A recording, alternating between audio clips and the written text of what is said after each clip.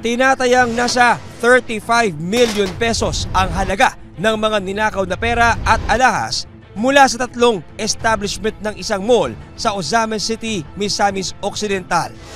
Nung una, palaisipan sa Ozamen City Police kung papaanong nagawang pagnakawan ang 2 jewelry shop at isang ATM machine ng nakasaradong mall. Chief, nakita namin sa CR. Posibleng inside job to.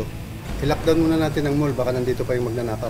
Sige po. Patingin na rin po ng CCTV nyo. Hanggang isang butas sa sahig ng food court ang natagpuan ng mga pulis. Ngayon lang daw din na nakita to, sir. Wala pa daw to kahapon eh. Ipapasok tayo ng tao dyan para alam natin kung saan ang lusot. Yes, sir. Tatawag ko ng backup mamaya. Sa pagsisimula ng kanilang investigasyon, isang closed-circuit television o CCTV ang ibinigay sa kanila ng isa sa mga niloobang jewelry shop. Sa video, makikita ang 3 taong nakabonet na nanloob sa tindahan ng alahas. Yung 3:25 po, na po sila nag-iilaw ng ganun. Binasag na nila yung glass. Yung 3:30, nakapasok na po sila. Nakapipi, nakabonet, tsaka nakaglove. Hanggang doon na po yung ng video ng CCTV.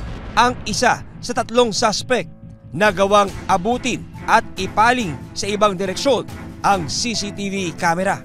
Inikot nila yung angle ng CCTV para hindi sila makuha.